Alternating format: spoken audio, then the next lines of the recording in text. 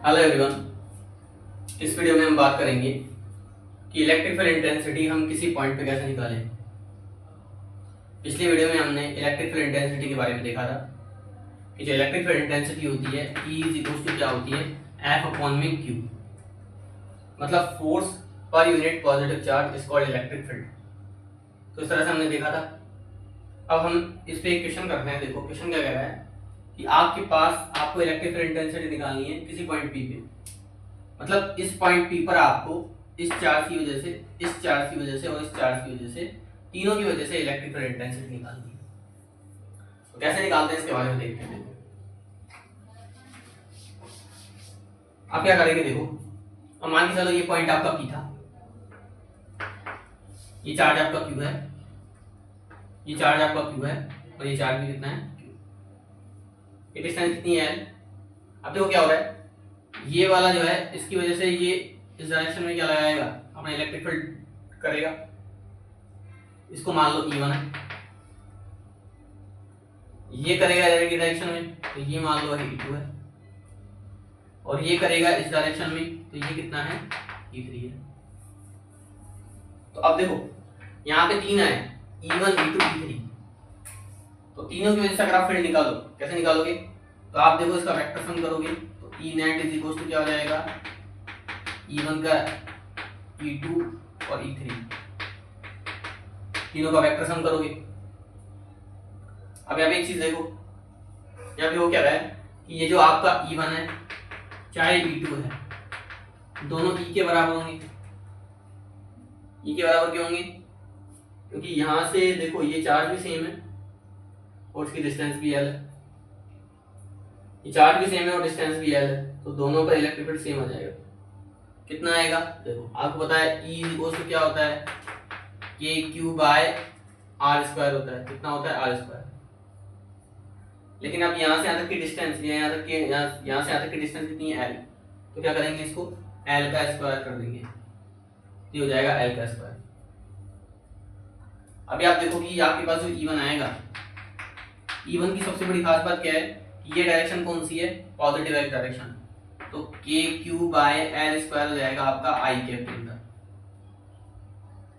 इसी तरह से इसको देखो, ये y डायरेक्शन में है तो E2 बराबर कितना हो जाएगा, KQ अपॉन में L square J cap. E1 E2 का तो कंसेप्ट क्लियर है आपको। अब बात करते हैं अपन E3 की।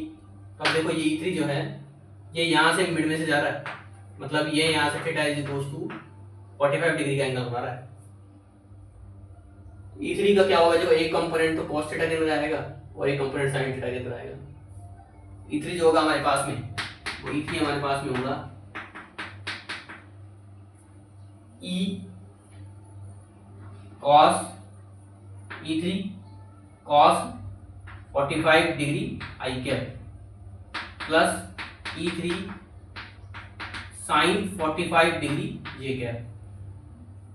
अब देखो यहां से आपके पास में होगा क्या, इसको थोड़ा समझो। यहां से यहां तक की डिस्टेंस कैसे निकालूं मैं, तो देखो ये डिस्टेंस कितनी जाएगी, ये राइट एंगल ट्रायंगल है तो रूट L का स्क्वायर प्लस रूट L का स्क्वायर, तो कितनी जाएगी 2 रूट L। तो यहां से आएगा E3 कितना आएगा मेरे पास में, देखो E3 आ जाएगा मेरे पास में। बेसिकली अगर E3 की बात करें यहाँ से यहाँ तक केवल मैं बात करूँ तो KQ अपॉन में रूट 2L का स्क्वायर, मतलब KQ अपॉन में 2L स्क्वायर, ये आएगा। अब यहाँ पे देखो इसी तरह से करेंगे, E3 is equal to KQ upon में 2L स्क्वायर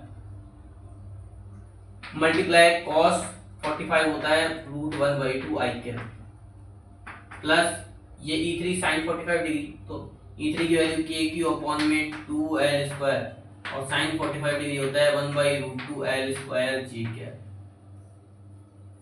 तो इस तरह से आएगी। देखो E1 की वैल्यू ये रही, E2 की वैल्यू ये रही, E3 की वैल्यू मैंने कंपोनेंट्स में कर ली, अब तीनों को रखूंगा मैं।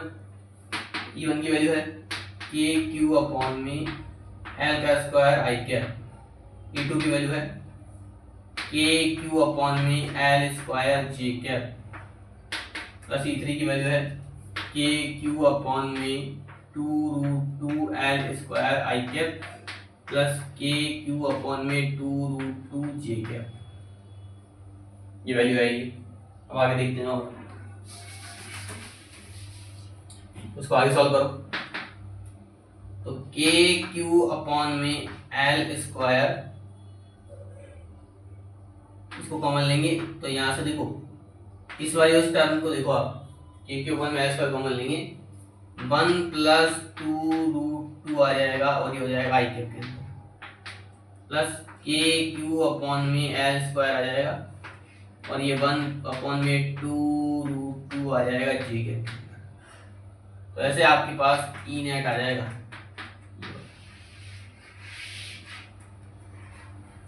ऐसा आप निकाल सकते हो किसी भी पॉइंट पे इलेक्ट्रिक फील्ड। आगे चलते हैं, एक क्वेश्चन और लेते हैं।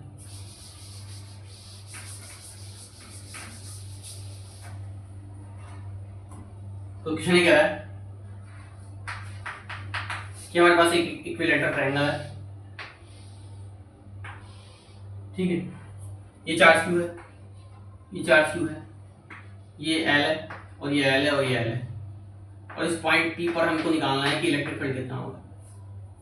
मतलब इस पॉइंट पी पर find net electric field at point P. इस पॉइंट पी पर कितना इलेक्ट्रिक फील्ड होगा ये मुझे निकालना है। कैसे निकालेंगे देखो, आपको पता है कि इक्विलेटरल ट्रायंगल में जो सम होता है, मतलब तीनों का सम कितना होता है 180। तो मतलब ये कितना होगा 60, ये भी कितना हो जाएगा 60 और ये भी कितना हो जाएगा 60। अब क्या हो रहा है देखो, ये इस वाले की वजह से इलेक्ट्रिक फील्ड की डायरेक्शन होगी ये, इसको मान लो आप E, मतलब इसको E1 ले लो, ये वाला इसको इधर करेगा तो ये हो जाएगा कितना E2, ठीक है। अब देखो ये एंगल और ये एंगल वर्टिकल अपोजिट एंगल है तो सेम हो जाएंगे 60। तो मुझे अगर इन दोनों की वजह से नेट इलेक्ट्रिक फील्ड निकालना पड़े तो कैसे निकालूंगा। अब यहाँ पे वेक्टर का कॉन्सेप्ट आएगा कि अगर दो वेक्टर है और उनके बीच में एंगल है तो फॉर्मूला मेरे पास होता है r = √a² plus b² plus 2ab cos theta. ये फॉर्मूला होता है मेरे पास में। अब इस फॉर्मूले को अप्लाई करते हैं। देखो अब देखो यहाँ पे क्या हो रहा है, चाहे आप इसकी बात करो चाहे इसकी बात करो, दोनों की वजह से इलेक्ट्रिक फील्ड सेम होगा क्योंकि सेम डिस्टेंस है और सेम चार्ज है। तो E1 और E2 में से E होगा। तो अगर E नेट मुझे निकालना है कैसे निकालूंगा, E² plus E² plus 2E multiply cos हो गया 60 डिग्री। अब यहाँ से अपन लेंगे कौन, देखो यहाँ पे E² और E² 2E² plus 2E² multiply cos 60 होता है 1/2, काट दो इसको तो ये √3E² आ जाएगा, मतलब √3E आ जाएगा। और E की वैल्यू आप निकाल लो, KQ/R² होती है तो KQ/L² ये आ जाएगा E नेट।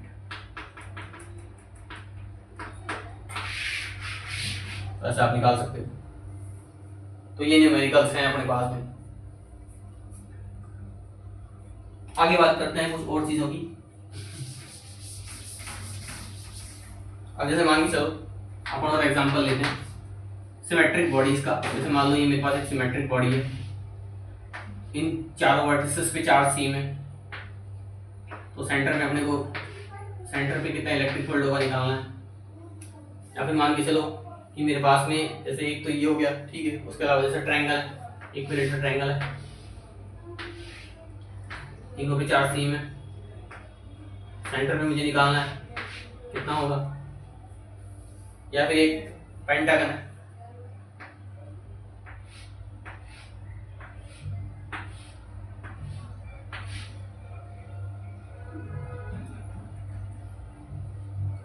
इसमें देखो ये चार्ज है 60 बन गया, ये हेक्सागन ही हो गया।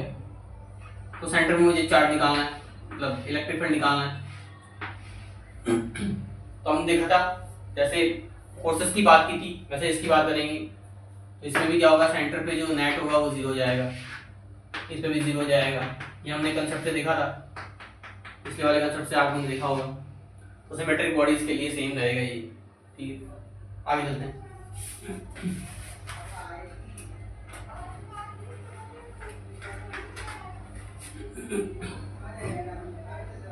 इस तरह से देखो, आगे चलते हैं। देखो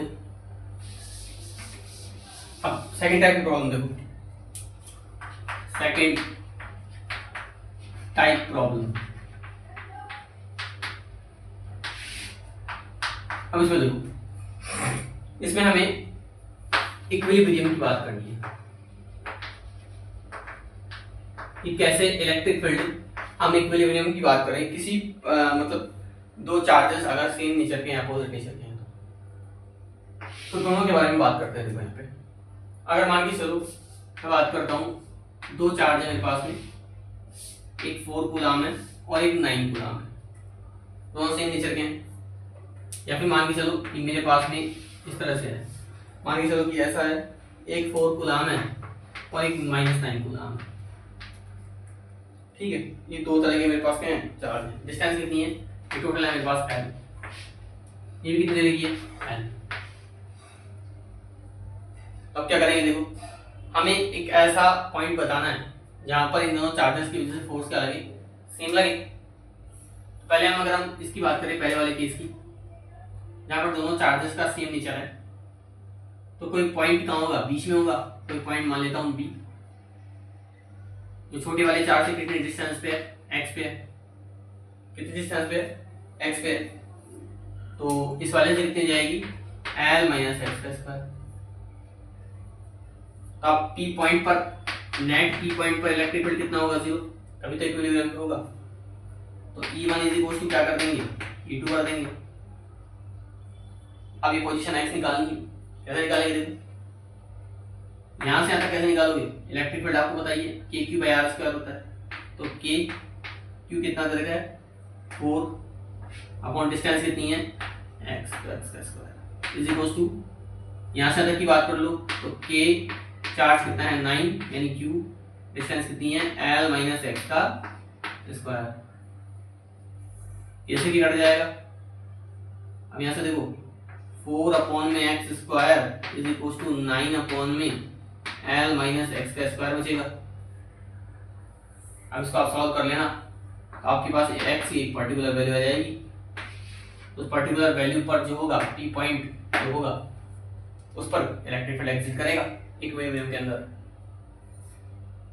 ठीक है, तो ये पॉजिटिव चार्ज है दोनों, उसके लिए था। अब बात करें कि एक पॉजिटिव और एक नेगेटिव है, तो क्या करेंगे। तो इस केस में मैंने बताया था कि जो आपका इलेक्ट्रिक फील्ड होगा, मतलब जो इक्विलिब्रियम पॉइंट होगा, वो उस चार्ज के पास में होगा जो छोटा है, और कहाँ होगा, इन दोनों के बाहर। मतलब यहाँ पॉइंट P की बात की मैंने, जो कितने डिस्टेंस पे था, इससे x पे था। तो इस पॉइंट पर 4 कूलाम और 9 कूलाम की वजह से बात करेंगे, तो E1 इज इक्वल टू हम क्या बात करेंगे, E2 की। अब E1 की बात कर लो, E कितना हो जाएगा, K मल्टीप्लाई इस P पॉइंट पर 4 कूलाम की वजह से चार्ज 4 अपॉन डिस्टेंस कितनी है x, तो x का स्क्वायर कर दो इज इक्वल टू आप बात करोगे K मल्टीप्लाई यहाँ से ये कितना लगा रहा है 9 कूलाम चार्ज, डिस्टेंस कितनी जाएगी, यहाँ से तक डिस्टेंस लगाओ तो L + x का स्क्वायर, काटो इसको तो 4 अपॉन में x² is equal to 9 upon में L + x का स्क्वायर आ जाएगा। तो यहाँ से भी आप x की वैल्यू निकाल सकते हो। सेम वही है जो हमने पिछले वीडियो में किया था कूलाम्स लॉ के लिए। तो आप इसको देख सकते हो कि कैसे हम x की वैल्यू निकाल रहे हैं। बस मेरा मेन कंसेप्ट ये है कि दो चार्ज अगर सेम नेचर के हैं तो उसका इक्विलिब्रियम पॉइंट बीच में, और अगर अपोजिट नेचर के हैं तो बाहर है। इसको दिखाने का मेरा मतलब। तो इस तरह से आप इसको ध्यान रख सकते हैं। आगे बात करते हैं इसके अंदर, वीडियो बड़ा हो जाएगा, अब ये इतना ही रहने दो, आगे नेक्स्ट वीडियो में हम बात करेंगे। तो आपको अगर कंटेंट पसंद आ रहा है तो चैनल को लाइक शेयर एंड सब्सक्राइब करें। Thank you.